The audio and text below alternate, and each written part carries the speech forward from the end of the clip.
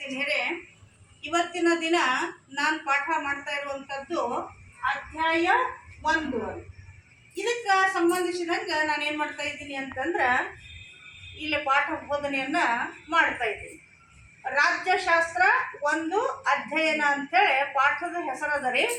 ಅದರ ಅರ್ಥ ಏನಪ್ಪ ಅಂತಂದ್ರೆ ಈ ರಾಜ್ಯಶಾಸ್ತ್ರ ಅನ್ನುವಂಥ ವಿಷಯ ಯಾಕೆ ಅಧ್ಯಯನ ಮಾಡ್ತಾ ಇದ್ದೀವಿ, ಆಮೇಲೆ ಈ ವಿಷಯ ರಾಜ್ಯಶಾಸ್ತ್ರ ಅನ್ನುವಂಥದ್ದು ಸಪರೇಟ್ ಆಗಿ ಹೆಂಗೆ ಬಂತು ಅನ್ನುವಂಥದ್ರ ಕುರಿತು, ಇದ್ರ ಬಗ್ಗೆ ಜ್ಞಾನವನ್ನು ಗಳಿಸ್ಬೇಕು ಅನ್ನುವಂಥದ್ದು ಯಾವಾಗಾಯಿತು, ಯಾವ ರೀತಿಯಾಗಿ ಬೆಳವಣಿಗೆ ಹೊಂದ್ಯದ, ವಿಕಾಸ ಹೊಂದ್ಯದ, ಅದ್ರ ಕುರಿತು ನಮ್ಗೆ ಏನು ಮಾಡ್ಬೇಕಾಗ್ಯದಪ್ಪ ಅಂತಂದ್ರೆ ತಿಳುವಳಿಕೆ ನೀಡಬೇಕಾಗ್ಯದ. ಸೊ ಹಾಗಾಗಿರೋದ್ರಿಂದ ನಾನು ಹಾಗೆ ಹೇಳ್ಬೋದಿತ್ತು, ಆದರೆ ಇಲ್ಲಿ ಏನು ಮಾಡ್ತಾ ಇದ್ದೀನಿ, ಟೀಚಿಂಗ್ ಪಾಯಿಂಟ್ಸ್ ಇಟ್ಟು ನಿಮ್ಗೆ ಏನು ಮಾಡ್ತಾ ಇದ್ದೀನಿ, ತಿಳಿಸ್ಕೊಡ್ತಾ ಇದ್ದೀನಿ. ಇದರಲ್ಲಿ ನೋಡ್ರಿ, ಮೊದಲೇದೇನು ಹೇಳ್ತಾರಪ್ಪ ಅಂತಂದ್ರೆ ಭೂಮಿ ಹಲವಾರು ವಿಸ್ಮಯಗಳಿಂದ ಕೂಡಿದೆ ಅಂತ ಹೇಳ್ತಾ ಇದ್ದಾರೆ. ಹಾಗಂತಂದಾಗ ಅಂದ್ರೆ ಈ ಭೂಮಿ ಇಲ್ಲೇನದ ಬಹಳಷ್ಟು ವಿಶೇಷವಾದಂಥ ಆಶ್ಚರ್ಯಕರವಾದಂತಹ ಘಟನೆಗಳಿಂದ ಕೂಡ್ಯದ.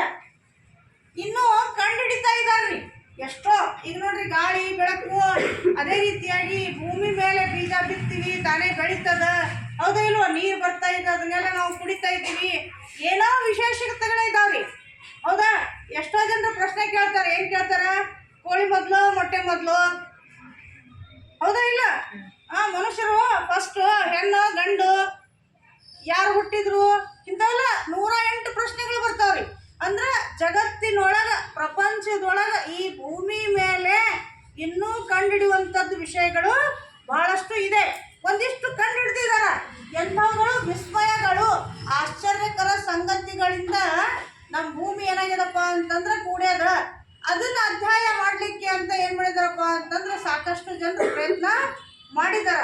ಪ್ರಾಚೀನ ಕಾಲದಿಂದಲೂ ಈವರೆಗೂ ಸಿಕ್ಕಾಪಟ್ಟೆ ಜನ ಏನು ಮಾಡ್ತಾ ಇದ್ದಾರಪ್ಪ ಅಂತಂದ್ರೆ ಪ್ರಯತ್ನ ಪಟ್ಟು ಇದ್ರ ಒಳಗೆ ತಿಳ್ಕೊಳ್ಳಿಕ್ಕೆ ಪ್ರಯತ್ನ ಮಾಡಿದಾರ. ಸೊ ಹಾಗಾಗಿ ತಿಳಿದುಕೊಳ್ಳಿಕ್ಕೆ ಏನು ಜಗತ್ತಿನಲ್ಲಿ ಪ್ರಯತ್ನ ಮಾಡಿದ್ರು, ಆವಾಗ ಏನಾಯ್ತಪ್ಪ ಅಂತಂದ್ರೆ ಅತಿ ಕ್ರಮಬದ್ಧವಾಗಿ ಶಿಸ್ತಿನಿಂದ ಅಧ್ಯಯನ ಮಾಡ್ತಾ ಬಂದಿದಾರ. ನೋಡ್ರಿ, ಈಗ ವಿಜ್ಞಾನ ಎಂದರೇನು ಅಂತ ನಾವು ಪ್ರಶ್ನೆ ಕೇಳಿದ್ದಾದ್ರೆ ಅಲ್ಲಿ ಕ್ರಮಬದ್ಧ ಅಧ್ಯಯನ ಅಂತ ಹೇಳ್ತಾರೆ. ಅದರ ಅರ್ಥ ಏನಿದು ಕ್ರಮಬದ್ಧ ಅಧ್ಯಯನ, ಯಾವುದೇ ವಿಷಯದ ಕುರಿತು ವಿಶೇಷವಾಗಿ ಅಧ್ಯಯನವನ್ನ ಮಾಡುವಂಥದ್ದು.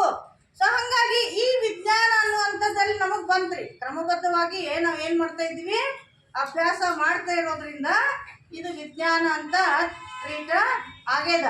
ಸೊ ಹಾಗಾಗಿರೋದ್ರಿಂದ ಈ ವಿಜ್ಞಾನವನ್ನ ನಾವು ಭಾಗ ಮಾಡ್ಲಿಕ್ಕೆ ಹೋಗಿದ್ದಾದ್ರೆ ಬಹಳಷ್ಟು ಇದಾವೆ. ಈಗಾಗಲೇ ನಾವು ಸಾಕಷ್ಟು ಏನ್ ಮಾಡಿದೀವಪ್ಪ ಅಂತಂದ್ರೆ ಅಧ್ಯಯನ ಮಾಡಿದೀವಿ. ನೀವು ಹೈಸ್ಕೂಲಲ್ಲಿ ಇರುವಾಗ ನೋಡಿದಿರಿ, ಹೌದಾ. ಭೌತಶಾಸ್ತ್ರ ಕೇಳಿದಿರಲ್ಲ, ರಸಾಯನಶಾಸ್ತ್ರ, ಜೀವಶಾಸ್ತ್ರ, ಅದೇ ರೀತಿಯಾಗಿ ಸಮಾಜ ವಿಜ್ಞಾನ ಅಂತ ಈ ರೀತಿಯಾಗಿ ಅಲ್ಲೇ 4 ಭಾಗಗಳಾಗಿ ನೋಡ್ಲಾಗ್ತದೆ. ಜೀವಶಾಸ್ತ್ರ ಅಂತಂದಾಗ ಜೀವಗಳ ಅಧ್ಯಯನ, ಅದು ಗಿಡ ಮರ ಇರ್ಬೋದು, ಮನುಷ್ಯರಿರ್ಬೋದು, ಪ್ರಾಣಿಗಳಿರ್ಬೋದು, ಅವುಗಳ ಕುರಿತು ಅಧ್ಯಯನ ಮಾಡ್ತದೆ, ಅದು ಜೀವಶಾಸ್ತ್ರ. ನಿಮಗಿದೆ ಅದರಲ್ಲಿ ಸೈನ್ಸಲ್ಲೇ 2 ಭಾಗಗಳನ್ನಾಗಿ ಮಾಡಿದ್ದಾರೆ.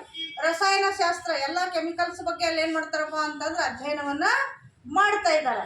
ಇನ್ನು ಅದೇ ರೀತಿಯಾಗಿ ಭೌತಶಾಸ್ತ್ರ ಅಂತಂದು ಕೂಡ ಆಕಾಶಕಾಯಗಳನ್ನು ನಾವು ಅಧ್ಯಯನ ಮಾಡ್ತಾ ಇದ್ದೀವಿ. ಅಲ್ಲಿ ನವಗ್ರಹಗಳು ಎಲ್ಲವೂ ಇದಾವೆ ನೋಡ್ರಿ, ಅಂಥವುಗಳ ಕುರಿತು ಅಭ್ಯಾಸ, ನಕ್ಷತ್ರಗಳು, ಇವುಗಳ ಬಗ್ಗೆ ಅಧ್ಯಯನ ಮಾಡ್ತಾ ಬಂದಿದ್ದೀವಿ. ಅದೇ ರೀತಿಯಾಗಿ ನಾವು ಸಮಾಜ ವಿಜ್ಞಾನ ಅಂತಂದಾಗ ಈ ಸಮಾಜದೊಳಗೆ ಸಾಕಷ್ಟು ವಿಷಯಗಳನ್ನು ನಾವು ಅಧ್ಯಯನ ಮಾಡ್ತಾ ಇದ್ದೀವಿ. ಅದು ಯಾವುದಪ್ಪ ಅಂತಂದ್ರೆ ಸಾಮಾಜಿಕ ಬದುಕಿನ ಬಗ್ಗೆ ಅಧ್ಯಯನ ಮಾಡ್ತಾ ಇದ್ವಿ, ಅಂದ್ರೆ ಸಾಮಾಜಿಕವಾಗಿ ಅರ್ಥ ಮಾಡಿಕೊಳ್ತಾ ಇದ್ವಿ. ಅದು ಸಮಾಜಶಾಸ್ತ್ರವಾಗಿ ಹೊರಗೆ ಹೊಮ್ಮಿತು, ಹೌದಾ. ಅದೇ ರೀತಿಯಾಗಿ ಹಿಂದಿನ ಇತಿಹಾಸವನ್ನ, ಅಂದ್ರೆ ಈಗ ಹಿಂದೆ ಏನು ಮಾಡಿದಾರ ಅದನ್ನ ನಾವು ಸ್ಟಡಿ ಮಾಡಿದ್ದಾದ್ರೆ ಅದೇನೈತ್ರಿ, ಇತಿಹಾಸ ಆಯಿತು.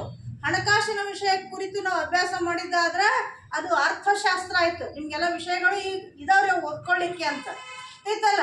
ಹಾಗೆ ಮಾನವನ ರಾಜಕೀಯ ಚಟುವಟಿಕೆಗಳ ಬಗ್ಗೆ ಅಧ್ಯಯನವನ್ನ ಮಾಡುವಂಥದ್ದು ಯಾವುದಪ್ಪ ಅಂತಂದ್ರೆ ಅದು ರಾಜ್ಯಶಾಸ್ತ್ರ. ಅರ್ಥ ಆಯ್ತಲ್ಲ.